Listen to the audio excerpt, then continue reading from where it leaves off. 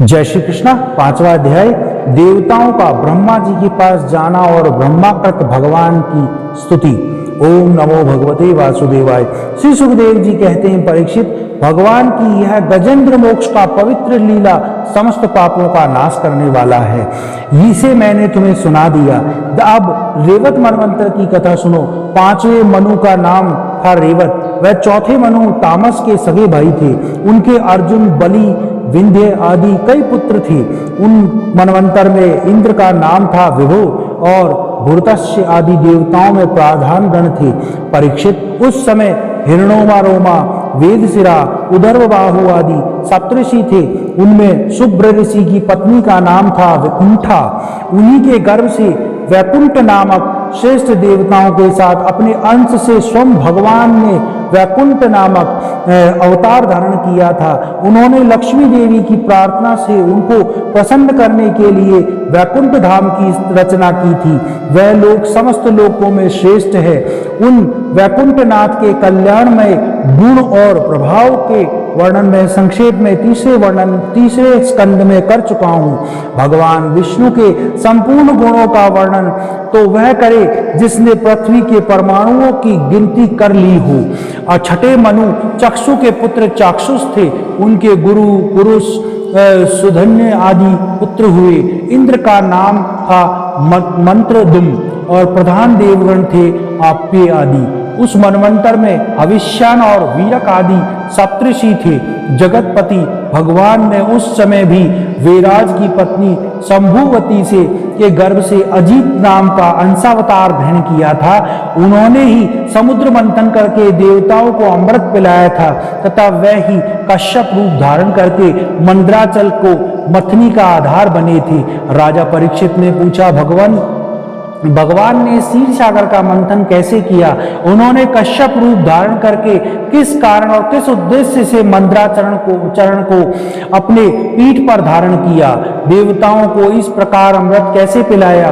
और भी कौन कौन सी वस्तुएं समुद्र से निकली? भगवान की यह लीला बड़ी ही अद्भुत है। आप कृपा करके अवश्य सुनाइए। आप भगवत वत्सल भगवान की महिमा का जो जो वर्णन करते हैं त्यों त्यों ही मेरा हृदय उसको और भी सुनने के लिए उत्सुक होता जा रहा है। अगाने का तो नाम ही नहीं लेता। क्यों ना हो, बहुत दिनों से यह संसार की ज्वालाओं से जलता जो रहा है। सूत जी कहते हैं, सौनकादि ऋषियों, भगवान श्री सुखदेव जी ने राजा परीक्षित के इस प्रकार प्रश्न का अभिनंदन करते हुए भगवान की समुद्र मंथन लीला का वर्णन आरंभ किया। श्री सुखदेव जी कहते हैं, परीक्षित, जिस एक समय की बात है, उस समय असुरों ने अपने तीखे शस्त्रों से देवताओं को पराजित कर दिया था। उस युद्ध में बहुतों के तो प्राणों की ही बनाई थी। वह रणभूमि में गिरकर फिर उठ न सके। दुर्वासा के शाप से तीनों लोक और स्वयं इंद्र भी श्रीहीन हो गए थे।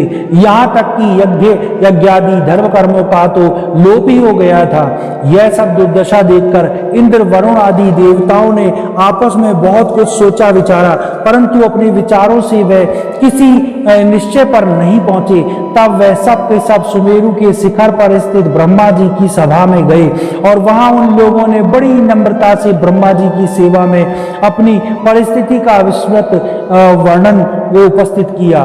ब्रह्मा जी ने समस्त देवता की इंद्र, वायु और देवता श्रीहीन और शक्तिहीन हो गए हैं। लोगों की परिस्थिति बड़ी विकट संकटग्रस्त हो गई है और असुर इसके विपरीत फल फूल रहे हैं। समर्थ ब्रह्मा जी ने अपना मन एकाग्र करके परम पुरुष भगवान का स्मरण किया। फिर थोड़ी ही देर रुककर प्रफुल्लित मुख से देवताओं को संबोधित करके उनसे कहा, देवताओं, मैं शंकर जी, तुम लोग और था असुर, दैत्य, मनुष्य, पशु, पक्षी, वृक्ष और स्वदेज आदि समस्त प्राणी जिनके विराट रूप के एक अत्यंत स्वल्प अंश से रचे हुए हैं, हम लोग उन अविनाशी प्रभु की ही शरण ग्रहण करें। यद्यपि उनकी दृष्टि में न कोई वध का पात्र है, न रक्षा का, उनके लिए ना तो कोई उपेक्षणीय है और ना कोई आदर का पात्र है, फिर भी सृष्टि, स्थिति और प्रलय के लिए समय समय पर वह रजोगुण, सत्वगुण और तमोगुण को स्वीकार कर लिया करते हैं। उन्होंने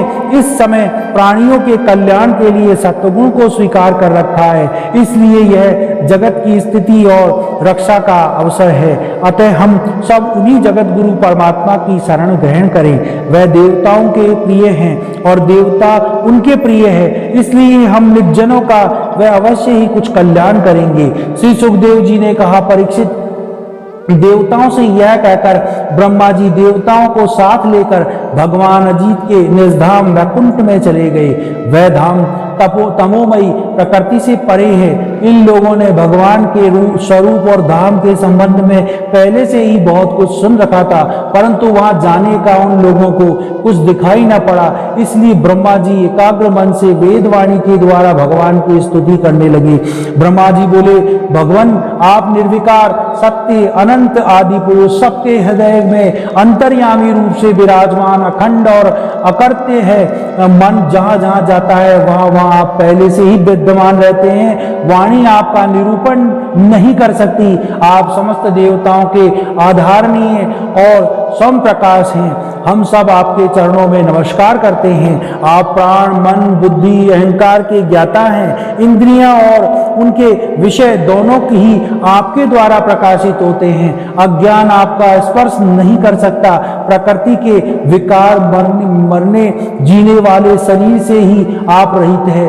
जीव के दोनों पक्ष अविद्या और विद्या आप में बिल्कुल ही नहीं है। आप अविनाशी और सुख स्वरूप है। सत्वगुण, त्रेता और द्वापर में तो आप प्रकट रूप से ही विराजमान रहते थे।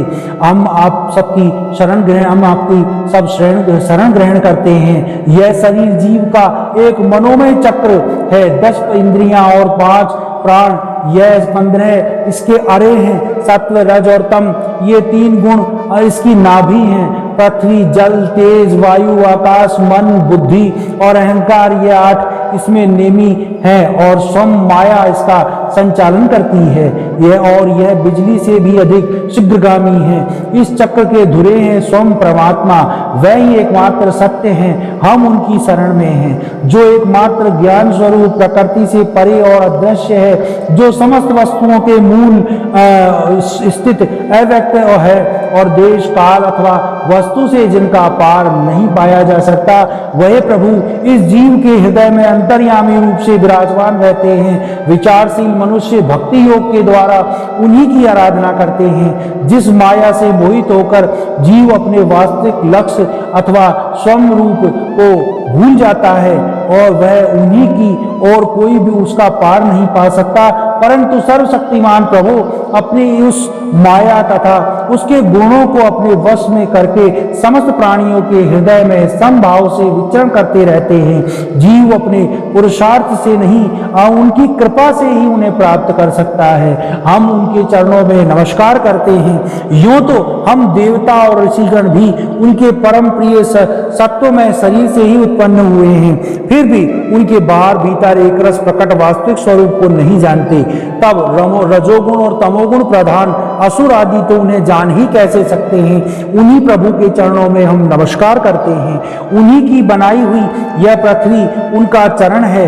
ये इसी पृथ्वी में पर जरायुज, अंडज, स्वदेज और उद्दिज, ये 4 प्रकार के प्राणी रहते हैं। वह परम स्वतंत्र, परम ऐश्वर्यशाली पुरुषोत्तम पर ब्रह्म हम पर प्रसन्न हो। यह परम शक्तिशाली जल उन्हीं का वीर है। इसी से तीनों लोक और समस्त लोकों के लोकपाल उत्पन्न हुए हैं, बढ़ते और जीवित रहते हैं। वह परम ऐश्वर्यशाली पर ब्रह्म हम पर प्रसन्न हो। श्रुतियां कहती हैं, चंद्रमा उन प्रभु का गान है। यह चंद्रमा समस्त देवताओं का अन्न, बल और आयु है।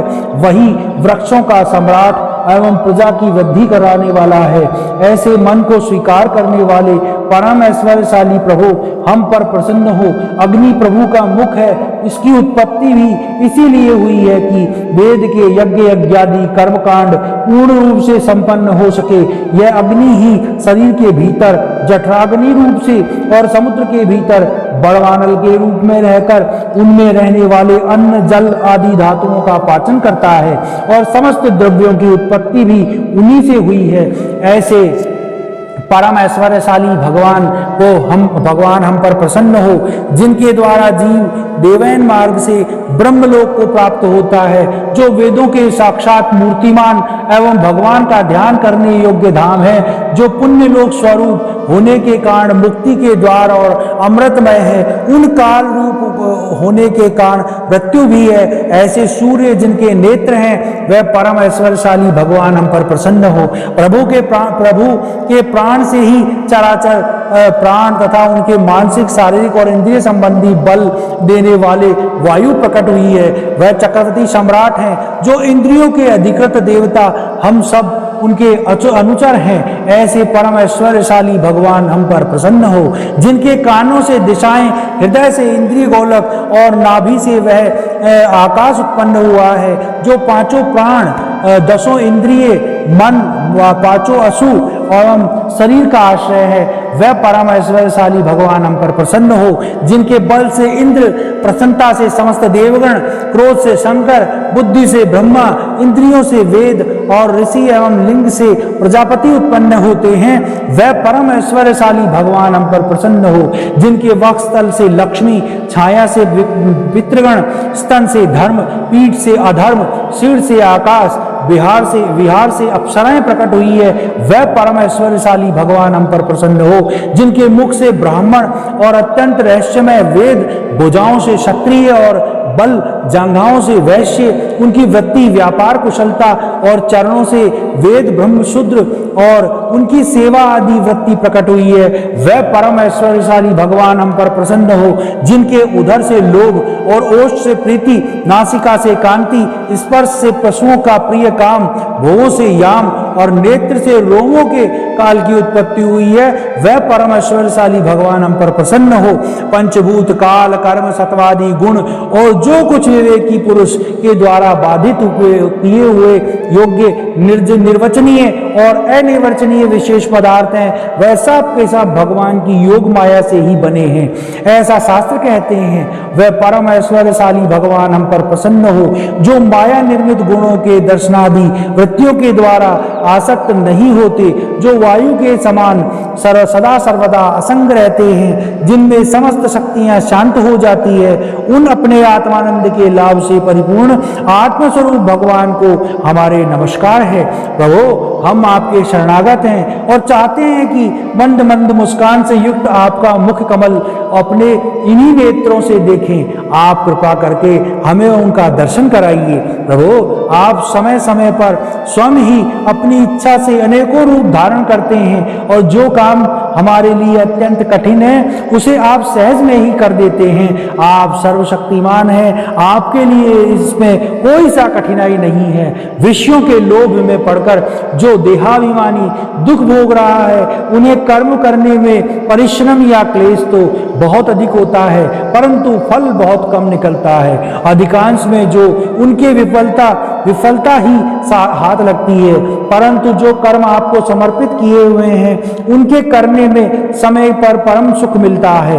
वह स्वयं फल रूप ही हैं। भगवान को समर्पित किया हुआ छोटे से छोटा कर्माभास भी कभी विफल नहीं होता, क्योंकि भगवान जीव के परम हितैषी, परम प्रियतम और आत्मा ही है। जैसे वृक्ष की जड़ को पानी से सींचना उसकी बुद्धि बड़ी बड़ी शाखाओं और छोटी छोटी डालियों को भी सींचता है, वैसे ही सर्वात्मा भगवान की आराधना संपूर्ण प्राणियों की और अपनी ओर खींचता है, जो तीनों काल और उससे परे भी एक रस स्थित है, जिनकी लीलाओं का रहस्य तर्क वितर्क के परे है, जो स्वयं गुणों से परे रहकर भी सब गुणों के स्वामी हैं तथा उस समय सत्व गुण में स्थित है। ऐसे आपको मैं बारंबार नमस्कार करता हूँ। 5वां अध्याय समाप्त। ओम नमो भगवते वासुदेवाय।